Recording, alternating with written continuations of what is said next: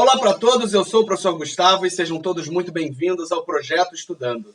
Lançado em 2019 nos Estados Unidos, mas aqui pelo Brasil só em 2020, Jojo Rabbit ganhou o Oscar de melhor roteiro adaptado. Trata-se de uma adaptação do livro Caged in Skies, de Christina Leon. O filme se passa no finalzinho da Segunda Guerra Mundial e acompanha a história de Jojo, um menininho na Alemanha, um menininho alemão que faz parte da juventude hitleriana.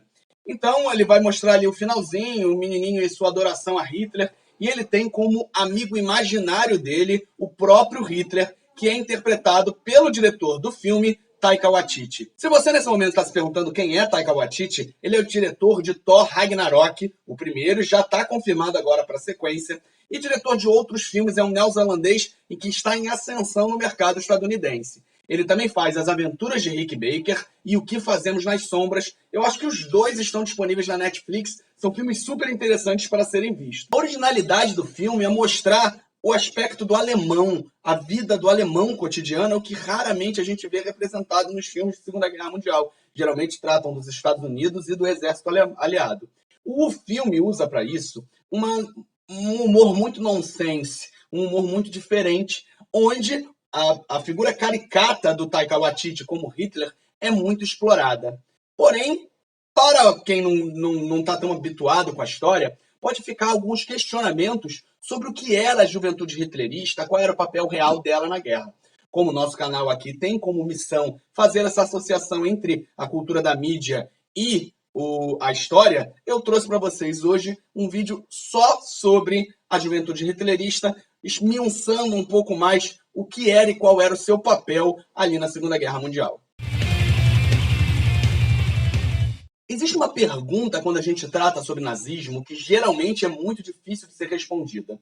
E ela é: como se conseguiu convencer tantas pessoas? Embora o cenário brasileiro atual faça com que a gente esteja fazendo um verdadeiro estudo antropológico de como uma mensagem ridícula consegue controlar parte da população, a gente tem como, através desse filme, fazer algumas reflexões e lembrar o cenário alemão de pré-Primeira Guerra Mundial e pré-Segunda Guerra Mundial. Primeiro, antes da Primeira Guerra Mundial, existia em toda a Europa, na verdade, a disseminação de uma ideia de nacionalismo que partia do princípio de superioridade de uma nação em relação à outra.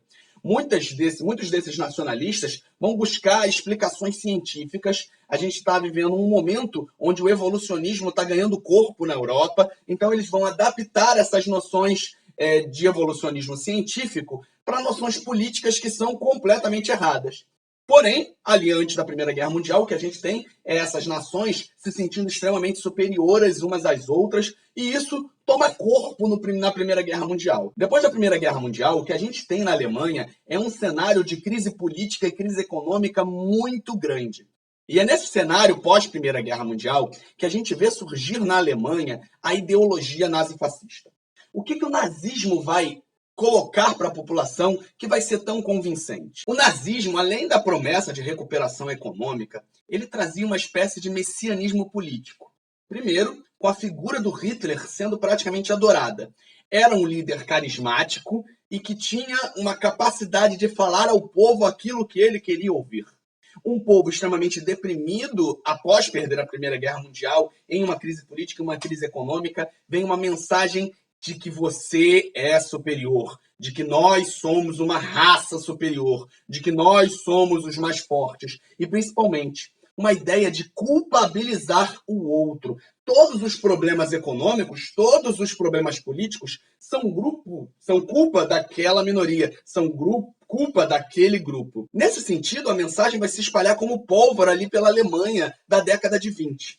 E tomar corpo e convencer muitas pessoas. As pessoas vão para os comícios, as pessoas balançam a bandeira, as pessoas são convencidas de que aquela ideia é o ideal. Por mais que hoje possa parecer assustador para a gente, como alguém acreditava, eles faziam campos de concentração. É óbvio que não era colocado dessa maneira logo no início. Nós vamos matar. Não, isso era colocado como uma ideia de recuperação, como uma ideia de criar o ódio ao outro muito lento e gradualmente. O que hoje a gente está vendo que pode acontecer de uma maneira mais fácil do que se imagina. A mensagem era como vender água no deserto. Era um povo que estava extremamente necessitado de uma mensagem de valorização e chega a ideia nazista, convence vários adultos nesse processo. E as crianças? Como ficam as crianças nisso? O Partido Nazista foi fundado em 1920, ainda um partido, ainda uma ideia, tá? E a Juventude Hitlerista foi fundada em 1922. A grande inspiração para a juventude hitlerista vai ser o movimento escotista, o movimento de escoteiros, que surge na Inglaterra e que toma corpo em boa parte do mundo. Vários países vão ter um movimento de escoteiro próprio. Por exemplo, a Rússia comunista vai ter o movimento dos pioneiros, vai ser um movimento escoteiro dentro do seu cotidiano. Já o Hitler vai adaptar a ideia de escotismo para a juventude hitlerista. Então, os ideais como honra, valor, patriotismo vão ser incutidos dentro dessa camada da população de jovens, meninos e meninas entre 6 e 18 anos para ideologizar, digamos assim, já esses jovens. Começa de uma forma muito lenta e gradual, apenas como mais um dos movimentos juvenis, que existiam vários na época, movimentos ligados à religião, então era bastante comum. Então, inicia dessa forma. Nesse início, vai funcionar como uma espécie de colônia de férias. Hoje, você, jovem, que pode estar vendo esse vídeo, tem o seu celular, tem televisão, você tem que lembrar que naquela época não existiam tantas coisas assim para servir como diversão, ainda mais para o interior de cidades alemãs, imagina só. Então, funcionava como uma espécie de colônia de férias, onde as pessoas podiam ir, brincar, passear, se divertir. E eu não duvido que para aquelas crianças naquele momento era algo divertido trabalhar em comunidade, conhecer pessoas, e aos poucos eram colocados ali as ideias do nazismo. Jogos de guerra, ideias de pureza racial, a ideia de que um judeu é o culpado por tudo isso era implementado de uma forma muito lenta e gradual ali nessa cultura de superioridade, de individualismo que era implementado na juventude hitlerista. Em 1933, o nazismo chega na Alemanha e apenas 3 anos depois, todos os outros movimentos que eu havia falado, religiosos, são abolidos e unificados em torno da juventude hitlerista. Então, obviamente, existe um boom, existe um crescimento exponencial dela. Se ela já cooptava filhos de pais do partido, agora ela vai implementar cada vez mais pessoas. Em 1938, ela chega a compor 7,7 milhões de jovens alemães. Olha, eu não gosto de falar de termos como lavagem cerebral, eu acho muito pouco científico. Lógico que no senso comum a gente pode falar muitas vezes. Mas aqui num canal que se propõe a fazer uma divulgação científica, eu não gosto de falar em lavagem cerebral. Mas, na verdade, sim, a juventude hitlerista teve um papel muito forte na disseminação da ideologia.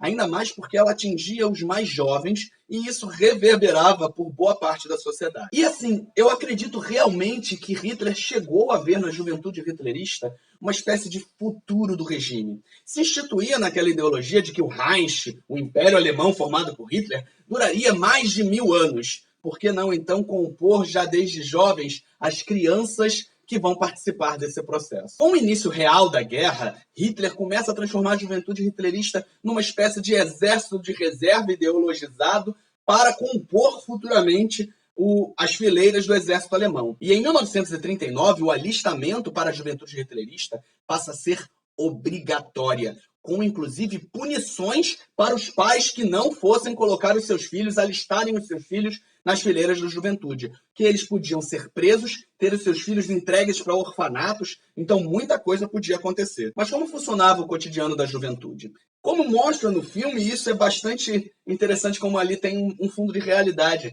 Eles realmente trabalhavam uma panfletagem, recolhendo doações. Então os mais jovens, principalmente, tinham uma posição, tinham um papel dentro do esforço de guerra alemão, exatamente em panfletar, em colar os panfletos, distribuir nas casas e recolher pequenas doações que depois seriam parte do soldo militar. E dentro das colônias, assim, esses jogos de guerra cada vez começam a se tornar mais realistas e as crianças começam a ser ensinadas a usar arma, a aprender a atirar, a reconhecer inimigo, táticas de guerra. Tudo isso gradativamente começa a ser implementado dentro das fileiras, ao ponto de, como demonstra no filme, no final da Segunda Guerra Mundial, quando os soviéticos estavam às portas das cidades dali dos subúrbios de Berlim, sim, crianças tomaram parte do esforço de guerra pegando em armas. Talvez não crianças tão jovens como ali no filme, mas sim crianças muito jovens pegando em arma, atirando e morrendo num esforço de guerra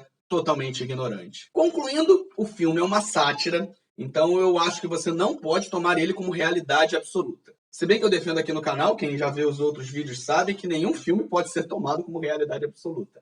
Mas ele permite sim uma observação divertida e interessante sobre o cotidiano da guerra, num ponto de vista muito diferente do que a gente tem visto. O filme é excelente, o filme é muito divertido, eu ri muito durante o filme, recomendo expressivamente que seja visto. Acredito que ainda está no cinema, se você correr, dá para pegar. E foi isso, gente. Eu espero que vocês tenham gostado. Vamos tentar fazer esse final aqui direito? Se você gostou, curta, compartilhe, bote no Facebook, passe no WhatsApp, para poder ajudar aqui o canal a crescer. Eu estou voltando agora só nesse início de ano, depois de um átrio aí, depois de um vazio de quase 2 anos. Então, por favor, ajuda, porque a ideia do canal é fazer um crescimento muito rápido durante esse ano e principalmente trazer outras pessoas, fazer collabs e trazer sempre informações para vocês. Também pode comentar aqui futuros temas, pedir dúvidas, eu estou sempre à disposição. Quem quiser uma linha de comunicação mais rápida comigo, me adiciona aqui no Instagram, pode fazer pergunta lá, fazer sugestão de vídeo. Eu estou, às vezes, fazendo uma enquete ou outra lá, para que a gente possa ter um canal de comunicação real entre você, espectador, e eu que estou aqui fazendo esse esforço. Muito obrigado a todos, tenham um excelente sábado, tenham uma excelente semana. Valeu, gente!